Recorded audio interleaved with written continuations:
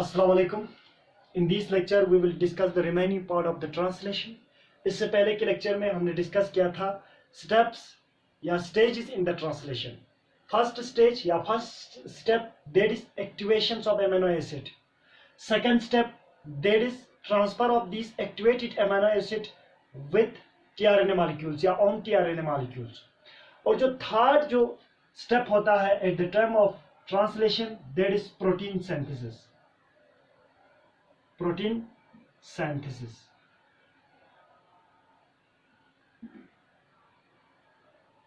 Before the process of protein synthesis is start, यहां पे क्या होता है? Assembly of ribosomal units.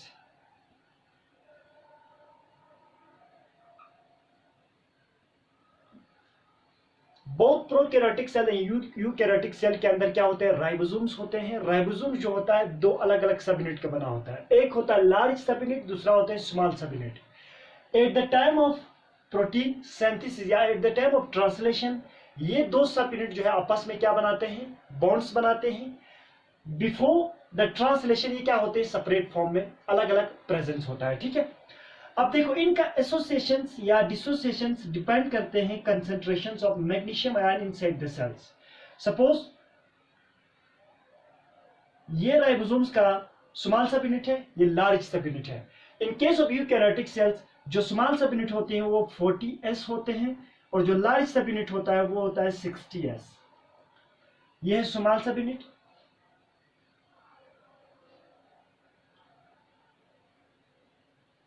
Small सब यूनिट ऑफ राइबोसोम्स. यह है लार्ज सब unit of ribosomes. Eight the time of protein translations या प्रोटीन सिंथेसिस ये दोनों सब यूनिट आपस में क्या बनाते हैं? बॉन्ड्स बनाते हैं. इनका bonding formations of bonds is depends upon the concentrations of magnesium ion inside the cells. Magnesium ion के कंसंट्रेशन के ऊपर क्या होता है? डिपेंड होता है. और अगर ये maximum concentrations of magnesium ion है सेल के अंदर तो इस टाइम पे ये दोनों आपस में क्या बनाते हैं? इस तरह से बॉन्ड्स बनाते हैं. ठीक है. अब देखो जो स्मॉल जो सब यूनिट होता है राइबोसोम्स का इन केस ऑफ यूकैरियोटिक सेल्स ये जो स्मॉल सब यूनिट होता है ये अटैच्ड होते हैं एंडोप्लाज्मिक मेम्ब्रेन के साथ. अब इसको एंडोप्लाज्मिक मेम्ब्रेन के साथ सपोज ये एंडोप्लाज्मिक मेम्ब्रेन है इस तरह से, इस मेम्ब्रेन के साथ अटैच रखने में यहां पे एक पार्टिकुलर टाइप ऑफ प्रोटीन्स होता है जिस प्रोटीन का नाम है राइबोफ्लोरिन.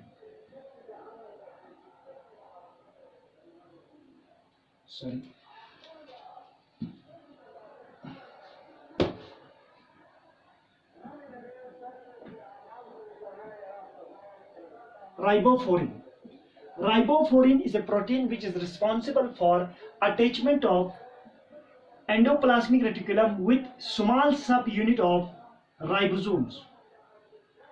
ठीक है. और देखो आपने इसका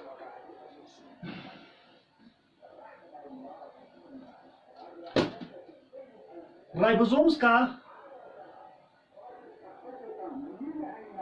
दो सब यूनिट होता है.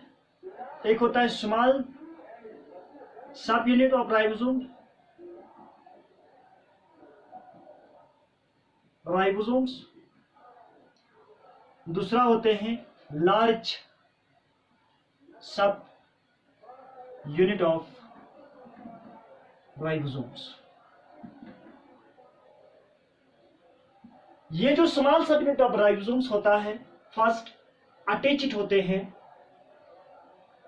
Attached with endoplasmic reticulum with the help of a particular type of protein that is riboflavin. राइबोफ्लोरिन की मदद से ये क्या होता है? एंडोप्लाज्मिक रेटिकुलम के सरफेस पे क्या होते हैं? अटैच्ड होते हैं. दूसरा जो इसका फीचर होता है स्मॉल सब unit of the ribosome responsible होता है फर्स्ट अटैचमेंट के लिए. किसके साथ? एमआरएनए मॉलिक्यूल्स के साथ. mRNA molecules is attached with small subunit of ribosomes. These is the two features of the small subunit of the ribosomes, both in prokaryotic cell as well as eukaryotic cell. लेकिन आप लोगों को prokaryotic cells में याद रखना है कि वहां पे कोई एंडोप्लाज्मिक रेटिकुलम प्रेजेंस नहीं होता है, तो वहां पे जो राइबोसोम्स होता है वो फ्री साइटोप्लाज्म में प्रेजेंस होता है, तो वहां पे ये जो स्टेप है वहां पे नहीं होता प्रोकैरियोटिक सेल्स में। अब देखो लार्ज सब unit of the ribosomes, suppose ये है हमारा लार्ज सब यूनिट ऑफ द राइबोसोम्स, इसमें 3 मेन क्या होता है, रीजन्स होता है या साइट होता है। नंबर 1 जो होता है इसको हम कहते हैं ए साइट, दूसरा जो होता है पी साइट और तीसरा होता है ए साइट। ठीक है, A site, P site and E site. तो हम इसको देखो, लार्ज सब unit of the ribosomes has 3 site या 3 regions, A regions, P and E. अब देखो सबसे पहले जो amino acid at the time of translations entry करते हैं इस साइड से, अमीनो एसाइल जो टीआरएनए होता है वहां पे उसका एंट्री यहां पे होते हैं, इसीलिए इसको ए साइट कहा गया है। अब इसके बाद जब ये आगे बढ़ते हैं तो यहाँ पे पेप्टाइड बॉन्ड फॉर्मेशन होता है बिटवीन द अमीनो एसिड, इसीलिए इसको पी कहा गया है। और लास्ट में जो यहाँ से क्या होता है एग्जिट हो जाते हैं, इसको एग्जिट ई से मतलब होता है एग्जिट होता है। ठीक है, अब देखो ये ए का मतलब क्या होता है, यहाँ पे amino acyl entry site, entry site. यहां पे क्या होते हैं पेप्टाइड बॉन्ड फॉर्मेशन साइट, और ये क्या होता है एग्जिट साइट, एग्जिट साइट। तो देखो प्रोटीन सिंथेसिस के टाइम पे सबसे पहला क्या होता है असेंबली ऑफ राइबोसोम्स। राइबोसोम्स के बीच में क्या होता है, ये जो पहले सेपरेट फॉर्म में प्रेजेंस होता है इनके बीच में बॉन्ड फॉर्मेशन होना स्टार्ट होता है। अब बॉन्ड फॉर्मेशंस के लिए बिटवीन द 2 सब unit of the ribosome it depends upon the concentrations of magnesium ions. अगर मैग्नीशियम आयन का concentration inside the cell maximum है उस टाइम पे उन दोनों के बीच में एक कॉम्प्लेक्स स्ट्रक्चर का फॉर्मेशन होता है और ट्रांसलेशन के प्रोसेस को आगे क्या करते हैं प्रोसीड करते हैं। अगर मैग्नीशियम आयन का कंसंट्रेशन कम है इनसाइड द सेल तो उस टाइम पे ट्रांसलेशन वहां पे क्या होता है नहीं होता है। दूसरा जो राइबोसोम जो होता है बेसिकली राइबोसोम 2 सब यूनिट का बना होता है। In case of eukaryotic cell जो स्मॉल सब यूनिट ऑफ राइबोसोम्स होता है वो 40s होता है और जो लार्ज सब यूनिट ऑफ राइबोसोम्स होता है वो 60s होता है। स्मॉल सब unit of ribosomes most of the conditions में क्या होते हैं अटैच्ड होते हैं एंडोप्लाज्मिक मेम्ब्रेन के साथ with the help of a particular type of protein that is ribophorins। दूसरा यही स्मॉल सब यूनिट ऑफ राइबोसोम रिस्पॉन्सिबल होता है अटैचमेंट ऑफ एमआरएनए मॉलिक्यूल्स। और दूसरा लार्ज सब यूनिट के अंदर क्या होते हैं 3 साइट होते हैं, A site, P site and E site. A site से क्या होता है एंट्री होता है, entry of activated amino acid along with the tRNA molecules। P site is responsible for the formations of peptide bond between the amino acid and E site is responsible for the exits of tRNA molecules। ठीक है, इसके बाद जो second step होता है protein synthesis में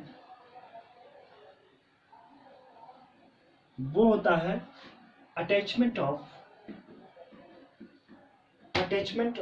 mRNA।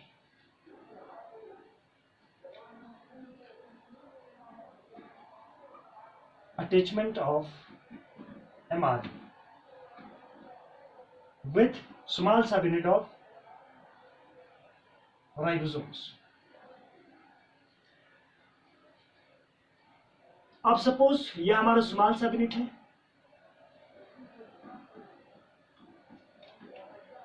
ये हमारा लार्ज सबयूनिट है राइबोसोम्स का जिसमें 3 मेन रीजन्स है, A regions, P regions and E regions.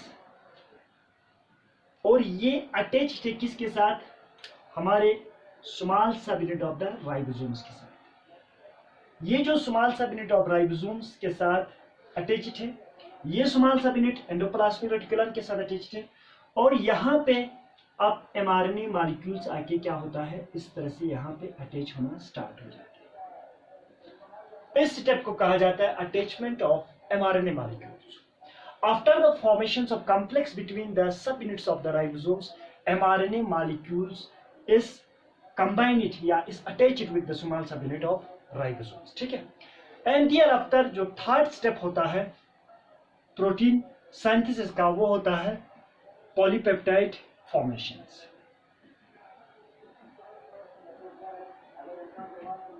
Peptide synthesis या फॉर्मेशंस।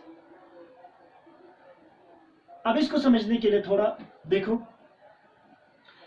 इस mRNA के अंदर क्या होता है, नाइट्रोजन बेसिस, तो न्यूक्लियोटाइड सीक्वेंस होते हैं। इस न्यूक्लियोटाइड सीक्वेंस के हिसाब से यहाँ पे प्रोटीन का सिंथेसिस होता है।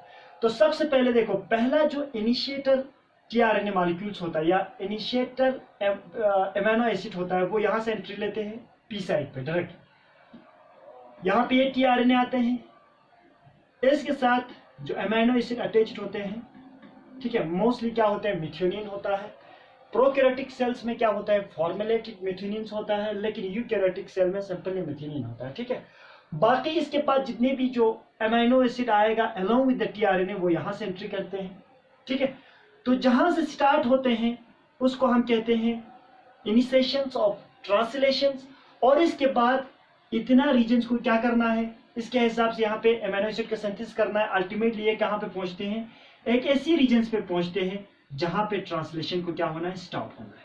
और इस स्टेप को हम इस रीजन्स पे, जब ये राइबोसोमल जो सब यूनिट्स यहाँ पे पहुंचते हैं, उस टाइम पे ट्रांसलेशन क्या होते हैं, स्टॉप हो जाते हैं। और इसके अलावा जो mRNA मॉलिक्यूल्स है, इस mRNA में कुछ रीजन्स होते हैं। देखो सपोज इस mRNA में क्या होते हैं, कुछ रीजन्स होते हैं जिनका पॉलीपेप्टाइड नहीं बनते हैं, जिनके अंदर इंफॉर्मेशन नहीं होता है एक पार्टिकुलर टाइप ऑफ पॉलीपेप्टाइड को सिंथेसिस करने का।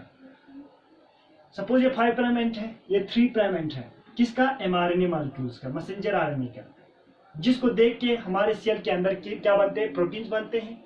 जो रीजन्स यहाँ पे है, इसका जो ट्रांसलेशन नहीं होता है, इसको कहते हैं 5 प्राइम UTR, अनट्रांसलेटेड रीजन्स, और ये 3 प्राइम UTR। इस तरह के रीजन्स भी क्या होते हैं, प्रेजेंस होता है, ठीक है।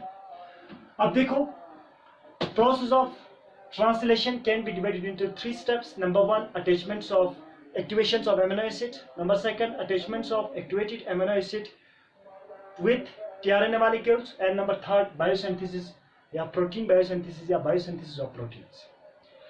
Biosynthesis of proteins में सबसे पहले क्या होता है, assembly of amino acids, ये assembly of ribosomal subunits। जो ribosomes का जो subunits होता है before the translation separate होता है, at the time of translation क्या होता है, combine हो जाते हैं। अब ये कंबाइन होने डिपेंड करते हैं मैग्नीशियम आयन के ऊपर, ठीक है। इसके बाद जो सेकंड स्टेप होता है, attachment of mRNA molecules with small सब unit of ribosomes. Complex formations होने के बाद, राइबोसोमल सब यूनिट आपस में बॉन्ड्स बनाने के बाद क्या होता है, mRNA मॉलिक्यूल्स जो साइटोप्लाज्म में प्रेजेंस है सेल का, इन केस ऑफ यूकैरियोटिक सेल्स, वो क्या करते हैं, वो स्मॉल सब यूनिट ऑफ राइबोसोम्स के साथ क्या होते हैं, अटैच्ड होते हैं। अटैच्ड होने के बाद देखो, सपोज ये हमारे mRNA मॉलिक्यूल्स है, इसके यहाँ पे कुछ रीजन्स होते हैं या कुछ सीक्वेंस होते हैं जिनको हम क्या कहते हैं, translation initiation sequence. AUG mostly क्या होता है, इनिशिएशन सीक्वेंस होता है, यहाँ से इनिशिएट हो जाते हैं प्रोसेस ऑफ ट्रांसलेशन। और जब इस रीजन पे पहुंचते हैं तो राइबोसोम जो है स्टॉप हो जाते हैं। फिर इसके बाद बाहर से क्या आते हैं, टीआरएनए मॉलिक्यूल्स आते हैं। टीआरएनए मॉलिक्यूल्स के एंटीकोडॉन रीजन्स और इसमें जो कोड रीजन है, इसके बीच में क्या होता है, इंटरेक्शंस होते हैं। ये रिकॉग्नाइज करते हैं कि कौन सा इंफॉर्मेशन है इसके पास, उसके हिसाब से यहाँ पे एमिनो एसिड के बीच में क्या होता है, बॉन्ड्स बनाते जाते हैं। लास्ट में वहां पे एक पॉलीपेप्टाइड बनते हैं या प्रोटीन्स बनते हैं। और जब लास्ट जब सेगमेंट्स पे पहुंचते हैं तो वहां पे क्या होता है, स्टॉप कोडॉन होता है। स्टॉप कोडॉन के लिए कोई टीआरएनए मॉलिक्यूल्स नहीं होता है, वहां पे क्या होता है, स्टॉप फैक्टर्स होते हैं। जिसकी वजह से राइबोसोमल सबयूनिट आपस में क्या होते हैं, सेपरेट हो जाते हैं और ये इस mRNA मॉलिक्यूल से क्या होते हैं, रिलीज हो जाती है। या इस तरह से याद रखो, जब स्टॉप कोडॉन पे पहुंचते हैं तो स्टॉप कोडॉन के लिए कोई टीआरएनए मॉलिक्यूल्स नहीं है, वहां पे स्टॉप रिलीजिंग फैक्टर आते हैं। रिलीजिंग फैक्टर जब अटैच्ड होते हैं राइबोसोम्स के साथ, bonding between the ribosomes as well as the bonding between the ribosomes and the mRNA molecules क्या होते हैं, वीक हो जाते हैं, जिसकी वजह से ये सब आपस में क्या होते हैं, सेपरेट होते हैं और इसी तरह से प्रोसेस ऑफ ट्रांसलेशन जो है स्टॉप हो जाता है। That is all about the translation. Inshallah, next lecture we will discuss about the gene expression. Thank you.